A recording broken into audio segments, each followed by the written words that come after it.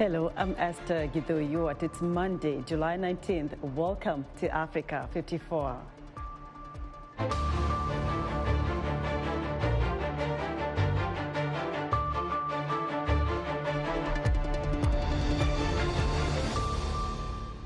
Former South African President Jacob Zuma seeks further delay in his corruption trial.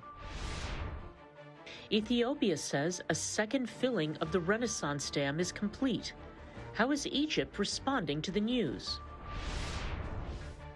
And more Olympic athletes test positive for COVID days before competition begins. How will the Tokyo Games be impacted?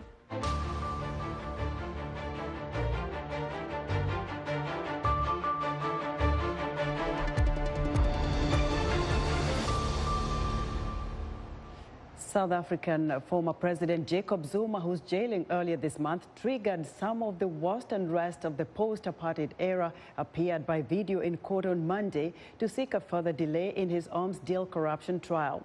While the government has largely restored order in the streets, there fears Zuma's latest court appearance could again trigger protests from his support base.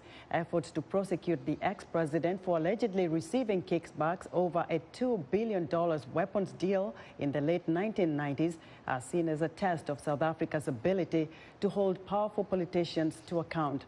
Zuma remained silent, while his lawyer Dali Mpofu argued that the trial of the Pietermaritzburg High Court should be postponed for Zuma to appear in person as opposed to virtually. South African authorities are investigating whether a chemical spill in the coastal city Durban was caused by a fire at a warehouse during violent unrest last week. David Doyle reports. Workers cleared dead fish from the coast of South Africa's port city Durban at the weekend. What's killed them, it's believed, is a chemical spill. Local authorities are investigating whether that was caused by a fire at a warehouse during violent unrest last week.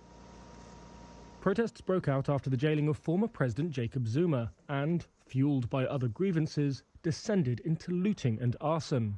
More than 200 people were killed and hundreds of businesses destroyed, with much of the violence focused on Zuma's home province KwaZulu-Natal, where Durban is located. Ravi Pillay is head of environmental affairs in KwaZulu-Natal. Well, the cause of the fire, unfortunately, has been part of the week-long carnage that we've experienced in our province, where I suppose they were misled into believing that there might be something of value.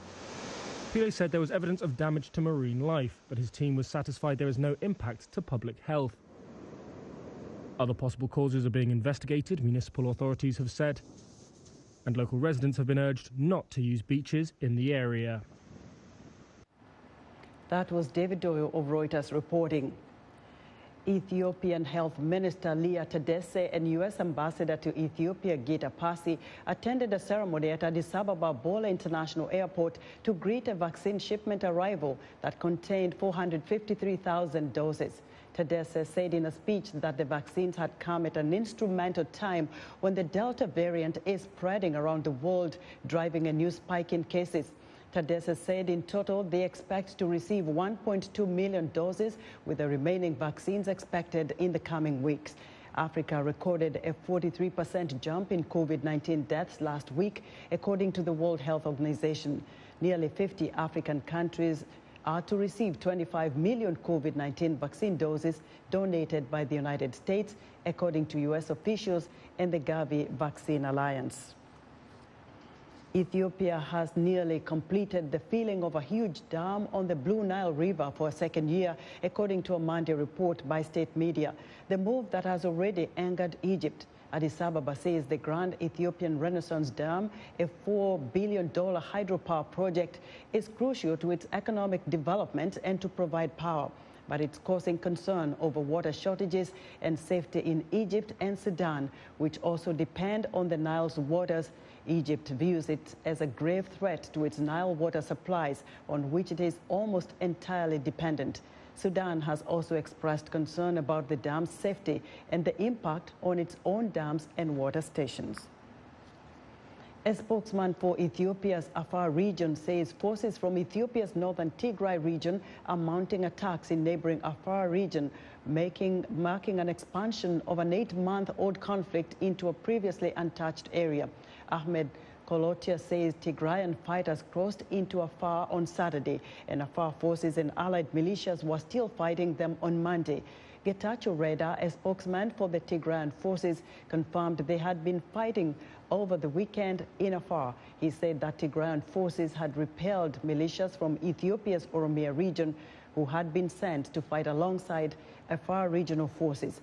But his account could not be independently confirmed. Nigeria's broadcasting regulator is asking TV stations to curb their reporting of insecurity in the country by withholding details of incidents and victims in what a leading civil society group described as a sweeping gag order. In a letter to all stations and viewed by Reuters on Monday, the National Broadcasting Commission says broadcasters should collaborate with the government in dealing with the security challenges by toning down reporting and commentary.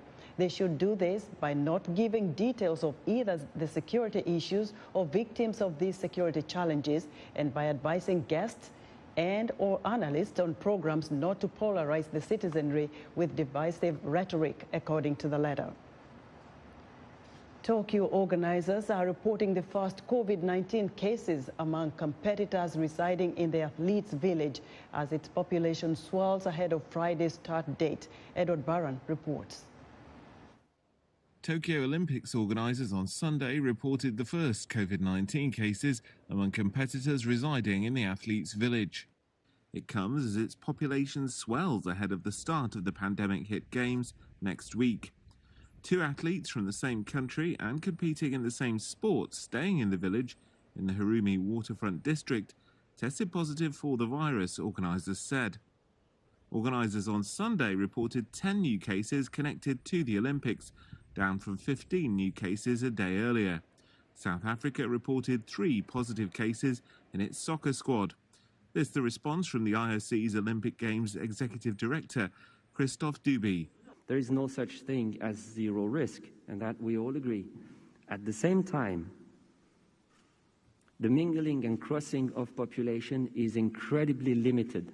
The new infections are testing the layered testing regime designed to ensure COVID cases are quickly caught and isolated. Proponents argue that the growing number of cases underscores the strength of the testing system. Infection rates are climbing among Tokyo's general population, topping 1,000 new cases for 5 consecutive days. Polls show many Japanese oppose holding the Games with the influx of overseas visitors it entails. Edward Barron of Reuters filed that report. Global inequality in the distribution of vaccines continues to hamper efforts to end the worldwide COVID-19 pandemic. But for those able to travel to wealthier countries with an abundance of vaccines are now willing to travel the distance and bear the high cost of vaccine tourism. VOA's Virginia Gunawan explains. As health workers in the U.S. struggle to give COVID vaccines to Americans who are hesitant or even resistant, others around the world are not only willing to get vaccinated, but making the extra effort to do so. Suli Razak flew halfway around the world from Indonesia. My children go to college here. After some consideration, we decided to get the vaccine in the U.S. while visiting our children. Like many countries around the world, vaccine rollout has struggled to catch up with demand in Indonesia, currently experiencing a spike in COVID cases, including the more infectious Delta variant. So in June, along with her husband and 16-year-old daughter, Suli Razak boarded a 21-hour flight from Jakarta to New York. 2 days later, they got their first Pfizer shot at the local pharmacy in Stroudsburg, Pennsylvania. Before coming here, we've got some information saying that it was easy to get vaccinated. Turns out it was really easy. Meanwhile, Angki Banggaditya, visiting New York City from Jakarta in March, managed to get the one-shot vaccine Johnson & Johnson just a couple days before heading back to Indonesia. The city had opened vaccinations to non-residents as part of attempts to boost tourism. I wasn't sure I was going to immediately get it. I kept having to refresh the page for the appointment. It took 3 to 4 days to get a vaccination appointment. At least 24 U.S. states do not require proof of residency for COVID-19 vaccination. For travel agents in Indonesia, this has become an opportunity to revive their businesses, hit hard by the pandemic. They are offering tour packages to get vaccinated in the U.S. We have more than 30 people lining up. The tour packages range from a $550 deal, a 4-day trip to Hawaii, to the luxurious 52-day cross-country trip costing $3,600.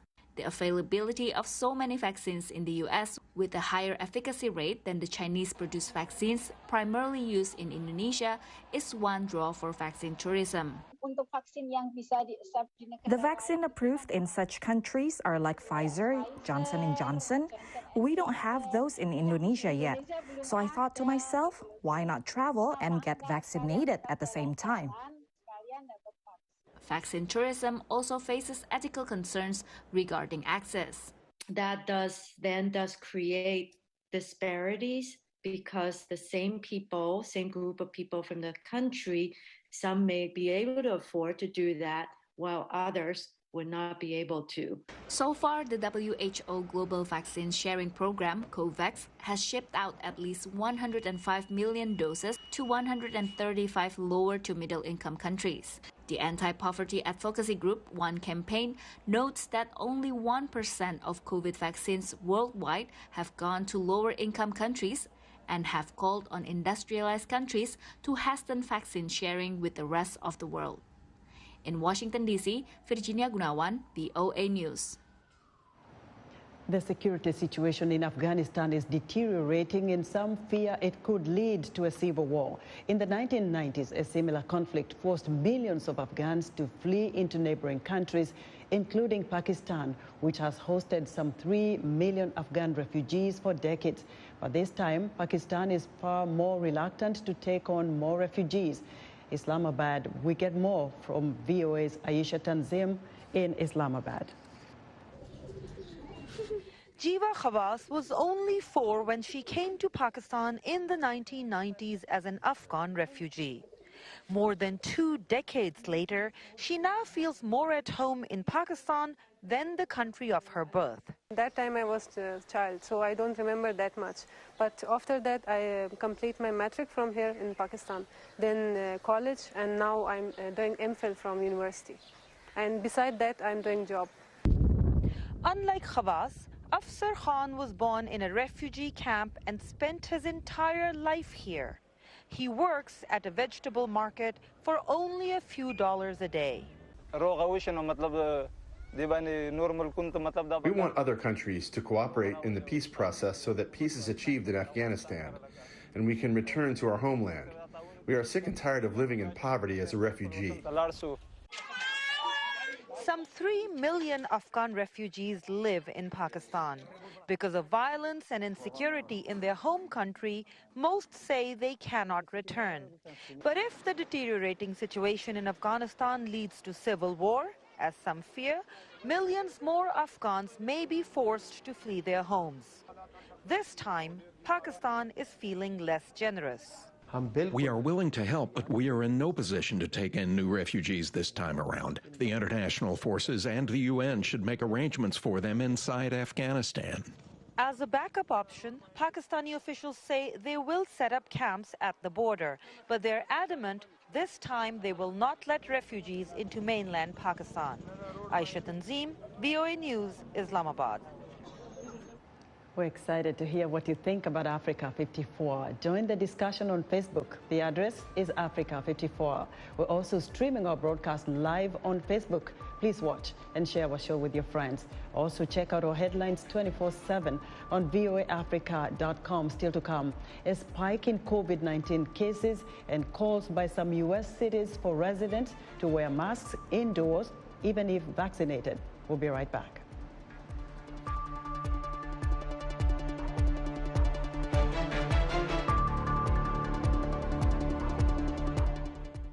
Join me on the next Straight Talk Africa when we'll look at Africa's urban future.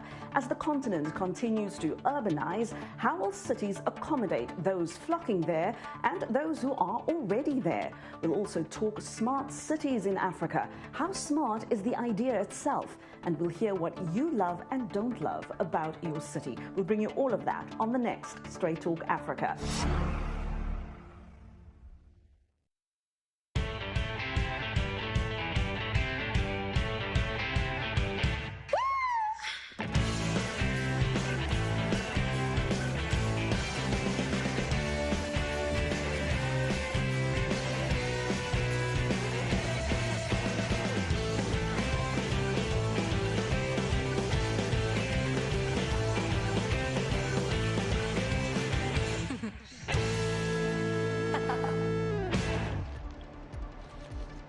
Welcome back to Africa 54. With COVID-19 cases rising in the United States, some cities and counties are telling all residents to wear masks indoors, even if they're vaccinated. Meanwhile, the White House points to the prevalence of misinformation about vaccinations, especially on social media, as one of the drivers keeping people from getting shots. VOA's Michelle Quinn reports.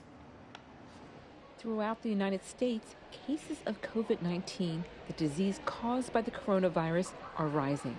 Driving the surge, officials say, is the spread of the Delta variant, combined with low vaccination rates in some communities, often fueled by misinformation about the vaccine. It was only in mid-June when California celebrated the lifting of pandemic restrictions. Now, some communities, such as Los Angeles, have reinstituted mask guidelines for indoor gatherings, even for the vaccinated. I'm not pleased that we have to go back to using the mask in this manner, but nonetheless, it's going to save lives. And right now, that to me is what's most important. The Delta variant appears to be making inroads even in places where many are inoculated. In San Francisco, with 76% of residents over 12 fully vaccinated, cases rose fourfold for the week ending July 7. According to the San Francisco Chronicle, President Joe Biden and others in his administration say nearly all those hospitalized for COVID-19 are unvaccinated. I'm worried that what we're starting to see increasingly in states like Arkansas and Missouri and Nevada and my home state of Florida and Louisiana, these surges within the unvaccinated population, that we will continue to see that unless we get a hold of this pandemic by getting more people vaccinated. The Biden administration is calling for social media firms to do more to counter the spread of vaccine misinformation on their sites. Facebook responded that it has taken down more than 18 million pieces of COVID-19 misinformation and will continue to do so. But fighting the pandemic will take all of society. Michelle Quinn, VOA News. Pressure is ratcheting up against former U.S. President Donald Trump and his closest circle. His company, the Trump Organization, is under a criminal investigation on suspicion of fraud and other illegal financial dealings. Yet, the former president remains popular among Republicans. VOA White House correspondent Patsy Widakuswara has this story. Most former U.S. presidents stay largely out of the public eye, except when they're filmed kite surfing like Barack Obama or launching a scholarship like Bill Clinton and George W. Bush. People are going to be able to say when they finish this program, I learned a lot about leadership. Donald Trump is different. He's still holding rallies, attacking President Joe Biden and amplifying what Democrats call the big lie. We will win this, and as far as I'm concerned, we already have. In an informal poll at the Conservative Political Action Conference in Texas last week, Trump won 70% of the votes for the 2024 Republican presidential nomination.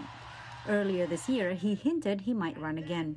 A Republican president will make a triumphant return to the White House, and I wonder who that will be.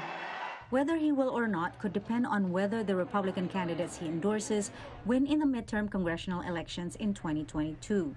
Trump still retains a very solid core of Republican support, which gives him a power within the party. It's not enough necessarily to win an election, but it's enough to win a Republican primary, enough to perhaps get renominated. They might lose because Trump carries so much baggage.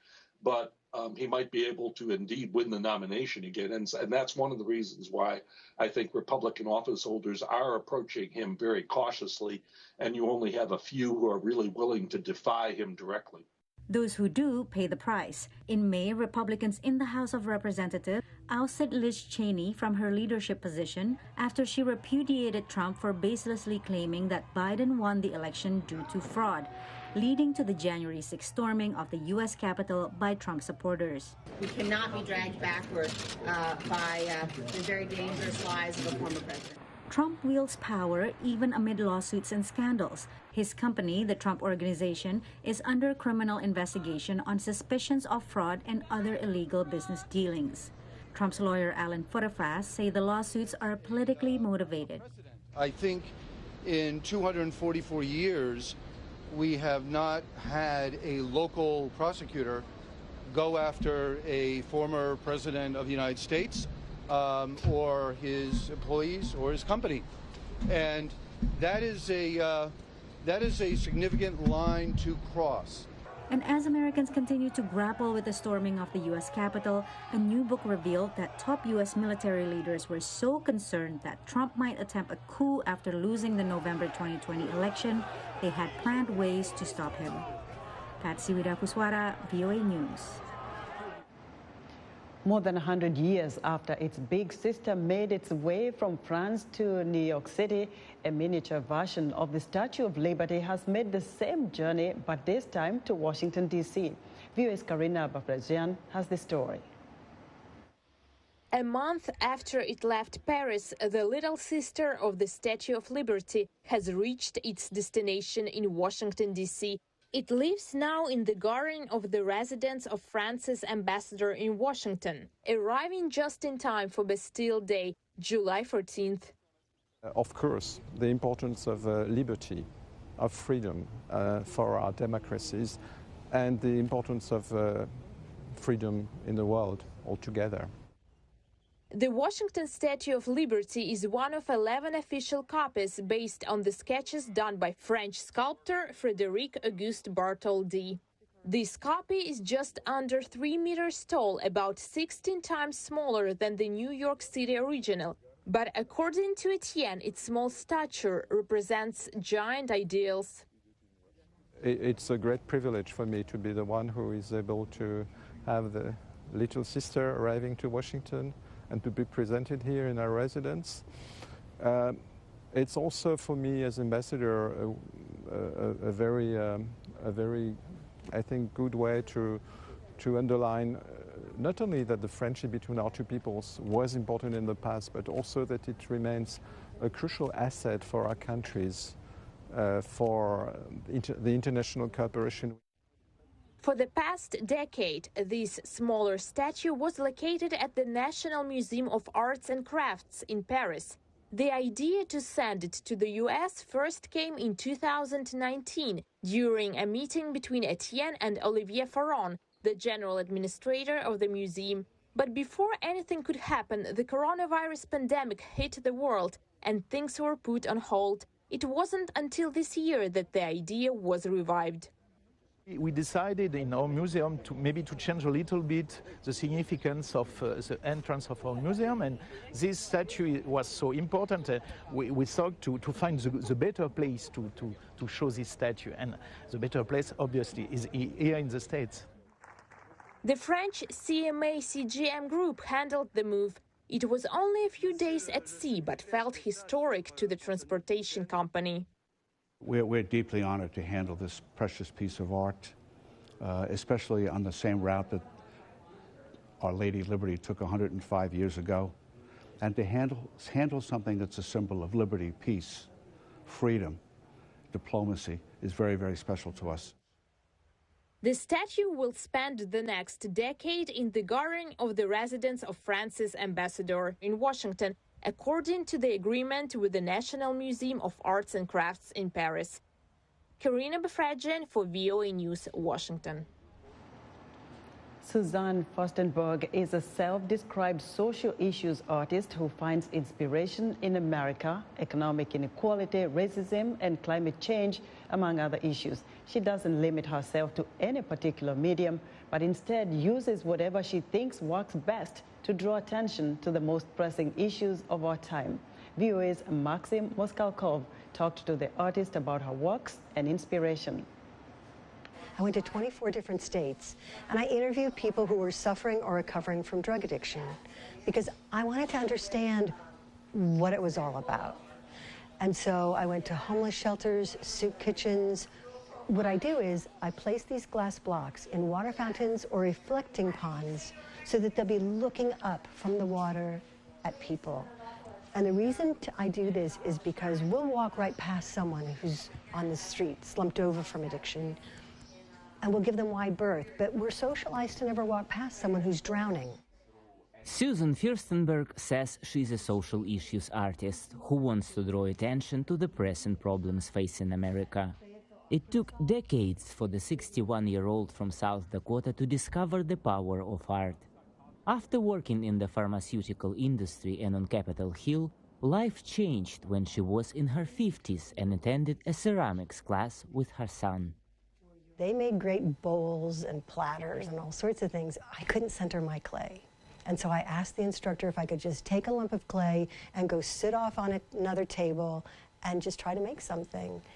And I ended up with a sculpture of a woman of indeterminate ethnicity who looked like she had something to say. That's when Furstenberg realized her true calling was art. She tried many mediums, from sketching to ice carvings to mosaics. But she did not settle on one. Instead, she chose to use whichever medium worked best to highlight a particular issue.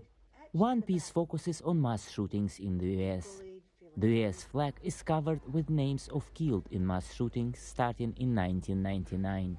Behind the flag sits the U.S. Declaration of Independence, with its well-known phrase about the right to life, liberty, and the pursuit of happiness. Alcohol and drug addiction are a recurring theme in Furstenberg's work, along with other complex issues.